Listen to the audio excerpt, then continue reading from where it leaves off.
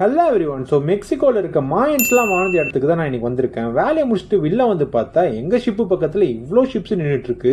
ஒரு ஷிப்புமே பார்த்தீங்கன்னா வந்து 80,000 கோடியிலேருந்து 90,000 கோடி வரைக்கும் இருக்கும் அப்படின்னு சொல்கிறாங்க. கொஞ்சம் அப்படியே வெளியில் வந்தால் மாயன்ஸ்லாம் எப்படி இருப்பாங்கன்னு சொல்லிட்டு எதுக்கும் நான் கூகுள் பண்ணிட்டு பார்த்தேன்.